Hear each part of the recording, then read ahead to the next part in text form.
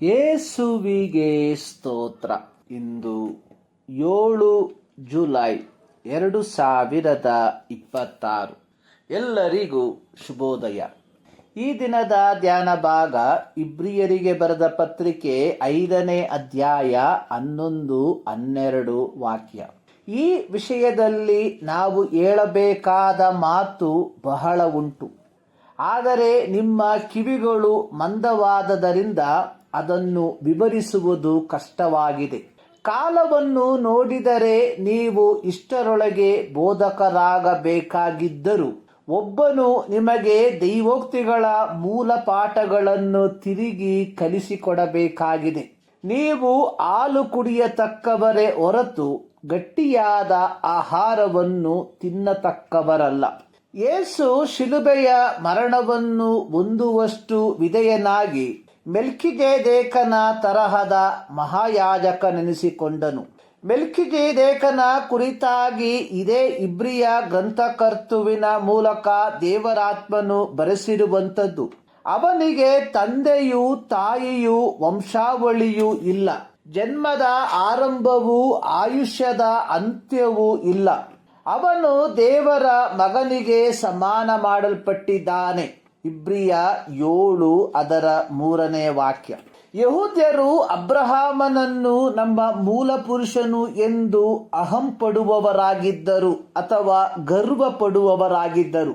ಯೇಸುವಿನ ಐಹಿಕ ಸೇವೆಯ ಕಾಲದಲ್ಲಿ ಯಹೂದ್ಯರ ಸಂಗಡ ಸಂಭಾಷಿಸುತ್ತಿರಲಾಗಿ ಅನೇಕರು ಆತನಲ್ಲಿ ನಂಬಿಕೆಯಿಟ್ಟರು. ಆಗ ಯೇಸು ತನ್ನನ್ನು ನಂಬಿದ್ದ ಯಹೂದ್ಯರಿಗೆ, ನೀವು ನನ್ನ ವಾಕ್ಯದಲ್ಲಿ ನೆಲೆಗೊಂಡವರಾದರೆ ನಿಜವಾಗಿ ನನ್ನ ಶಿಷ್ಯರಾಗಿದ್ದು ಸತ್ಯವನ್ನು ತಿಳಿದುಕೊಳ್ಳುವಿರಿ ಮತ್ತು ಸತ್ಯವು ನಿಮ್ಮನ್ನು ಬಿಡುಗಡೆ ಮಾಡುವುದು ಎಂದು ಹೇಳಿದನು. ಅದಕ್ಕವರು, ನಾವು ಅಬ್ರಹಾಮನ ಸಂತಾನದವರು, ನಾವು ಯಾರಿಗೂ ಎಂದೂ ದಾಸರಾಗಿಲ್ಲ. ಯೋಹಾನ 8:30-33. ಪ್ರತಿ ಯಹೂದ್ಯನ ಅಹಂ ಅಥವಾ ಗರ್ವ ಅನ್ನುವಂಥದ್ದು ನಾವು ಅಬ್ರಹಾಮನ ಸಂತಾನದವರು. ಈ 21ನೇ ಶತಮಾನದಲ್ಲೂ ಅದು ಅವರಲ್ಲಿ ಮುಂದುವರಿಯುವಂಥದ್ದಾಗಿದೆ.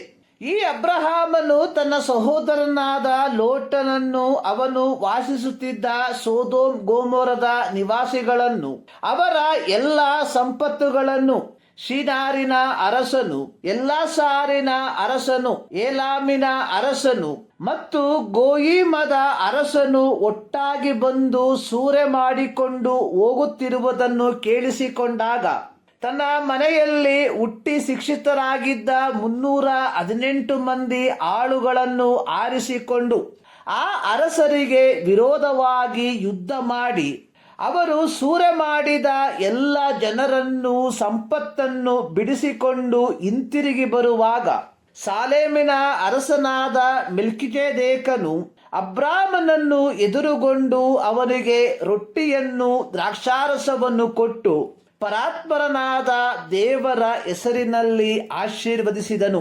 ಆದಿಕಾಂಡ 14:18-19 ವಾಕ್ಯ. ಮೆಲ್ಕಿಜೆದೇಕನು ಅಬ್ರಹಾಮನನ್ನು ಎದುರುಗೊಂಡಾಗ ಅಬ್ರಾಮನು ತಾನು ಸುಲುಕೊಂಡು ಬಂದ ಶ್ರೇಷ್ಠ ವಸ್ತುಗಳಲ್ಲಿ 10ನೇ ಒಂದು ಭಾಗವನ್ನು ಅವನಿಗೆ ಕೊಟ್ಟನು. ಇಬ್ರಿಯ 7:4. ಮೆಲ್ಕಿಜೆದೇಕನು ಲೇವಿ ಗೋತ್ರದ ಪೌರೋಹಿತ್ಯದ ಮೂಲ ಪುರುಷನಾಗಿದ್ದ ಆರೋನನಿಗಿಂತ ಶ್ರೇಷ್ಠನು ಎಂಬುದನ್ನು ದೇವರಾತ್ಮನು ಇಬ್ರಿಯ ಗ್ರಂಥಕರ್ತುವಿನ ಮೂಲಕ ಬರೆಸುವವನಾಗಿದ್ದಾನೆ. ಯಹೂದ್ಯರು ಈ ಸಂಗತಿಗಳ ವಿಚಾರದಲ್ಲಿ ಅಪಕ್ವರಾಗಿದ್ದು ಅಥವಾ ತಿಳುವಳಿಕೆ ಇಲ್ಲದವರಾಗಿದ್ದರು. ಇಬ್ರಿಯ ಗ್ರಂಥಕರ್ತವು ಬರೆದಿರುವಂಥದ್ದು ಈ ವಿಷಯದಲ್ಲಿ. ಅಂದರೆ ಮೆಲ್ಕಿಜೆದೇಕನ ವಿಷಯದಲ್ಲಿ ನಾವು ಹೇಳಬೇಕಾದದ್ದು ಬಹಳ ಉಂಟು, ಆದರೆ ನಿಮ್ಮ ಕಿವಿಗಳು ಮಂದವಾಗಿರುವುದರಿಂದ. ಇಲ್ಲಿ ಬಳಸಿರುವ ಗ್ರೀಕ್ ಪದ ನೋತ್ರೋಸ್ ಸಾಂಕೇತಿಕವಾಗಿ ಸಂದರ್ಭಕ್ಕನುಸಾರವಾಗಿ ಹೇಳುವುದಾದರೆ ನೀವು ಮೂರ್ಖರಾಗಿರಲಾಗಿ ಎಂಬುದಾಗಿ. ಇಬ್ರಿಯ ಗ್ರಂಥಕರ್ತುವಿನ ಆಶಯ ಅನ್ನುವಂಥದ್ದು ನಿಮ್ಮಿಂದ ಆಳವಾದ ಸತ್ಯವನ್ನು ಗ್ರಹಿಸಲು ಸಾಧ್ಯವಿಲ್ಲ. ಹೀಗಿರಲಾಗಿ ಅವುಗಳನ್ನು ವಿವರಿಸುವುದರಿಂದ ಯಾವ ಪ್ರಯೋಜನವೂ ಇಲ್ಲ. ಯಹೂದ ಪಾರಂಪರ್ಯದಿಂದ ಇವರುಗಳು ಕ್ರಿಸ್ತನನ್ನು ಅಂಗೀಕರಿಸಿದವರಾಗಿದ್ದು ಧರ್ಮಶಾಸ್ತ್ರವನ್ನು ಚಿಕ್ಕಂದಿನಿಂದಲೂ ಅಭ್ಯಾಸ ಮಾಡಿದವರಾಗಿದ್ದಾರೆ. ಆದಾಗ್ಯೂ ದೈವೋಕ್ತಿಗಳ ಮೂಲ ಪಾಠವನ್ನು ಅಂದರೆ ಮೋಶೆಯ ಧರ್ಮಶಾಸ್ತ್ರವನ್ನು ತಿರುಗಿ ಕಲಿಯಬೇಕಾದ ಸ್ಥಿತಿಗಳಲ್ಲಿ ಆಗಿದ್ದರು. ರೋಮಾಪುರದವರಿಗೆ ಬರೆದ ಪತ್ರಿಕೆ 3ನೇ ಅಧ್ಯಾಯದಲ್ಲಿ ಬರೆದಿರುವಂಥದ್ದು, ಯಹೂದ್ಯರ ಶ್ರೇಷ್ಠತ್ವವೇನು, ಸುನ್ನತೆಯಿಂದ ಲಾಭವೇನು. ಮೊದಲನೇದಾಗಿ ದೈವೋಕ್ತಿಗಳು ಅವರ ವಶಕ್ಕೆ ಒಪ್ಪಿಸಲ್ಪಟ್ಟವು. ಯಹೂದ್ಯರಿಗೆ ಇದ್ದಂತಹ ಅನುಕೂಲವು ಇದಾಗಿತ್ತು. ಆದರೆ ಯಹೂದ್ಯರು ತಾವು ಕಂಠಪಾಠ ಮಾಡಿಕೊಂಡಿದ್ದ ಧರ್ಮಶಾಸ್ತ್ರವನ್ನು ಸರಿಯಾಗಿ ಅರ್ಥೈಸಿಕೊಳ್ಳುವುದರಲ್ಲಿ ಸೋತು ಹೋದರು. ಸರಿಯಾಗಿ ಹೇಳಬೇಕಾದರೆ ಯಹೂದ್ಯ ರಬ್ಬಿಗಳು ಅಥವಾ ಗುರುಗಳು ಧರ್ಮಶಾಸ್ತ್ರವನ್ನು ಸರಿಯಾಗಿ ವ್ಯಾಖ್ಯಾನ ಮಾಡದೆ ಜನರನ್ನು ತಪ್ಪಾದ ಮಾರ್ಗದಲ್ಲಿ ನಡೆಸುವವರಾದರು. ತಾರ್ಸದ ಸೌಲನ ಹಳೆಯ ಜೀವನ ಶೈಲಿ ಇದಕ್ಕೆ ಅತ್ಯುತ್ತಮವಾದ ಉದಾಹರಣೆಯಾಗಿದೆ. ಯೋಹಾನನು ಬರೆದ ಸುವಾರ್ತೆ 5ನೇ ಅಧ್ಯಾಯದ 45 ಹಾಗೂ 46 ವಾಕ್ಯಗಳಲ್ಲಿ ಯಹೂದ್ಯರನ್ನು ಉದ್ದೇಶಿಸಿ ಯೇಸು ಹೇಳಿರುವಂಥದ್ದು, ನಾನು ತಂದೆಯ ಮುಂದೆ ನಿಮ್ಮ ಮೇಲೆ ತಪ್ಪು ಹೊರಿಸುವೆನೆಂದು ನೆನೆಸಬೇಡಿರಿ. ನೀವು ಆಶ್ರಯಿಸಿಕೊಂಡಿರುವ ಮೋಶೆಯೇ ನಿಮ್ಮ ಮೇಲೆ ತಪ್ಪು ಹೊರಿಸುವನು, ಅವನು ನನ್ನ ವಿಷಯವಾಗಿ ಬರೆದನು. ಈ 21ನೇ ಶತಮಾನದಲ್ಲಿ ಕ್ರೈಸ್ತತ್ವದಲ್ಲಿ ಇಂಥದೇ ರೀತಿಯ ಜನರ ಗುಂಪನ್ನು ಹೇರಳವಾಗಿ ಕಾಣಬಹುದಾಗಿದೆ.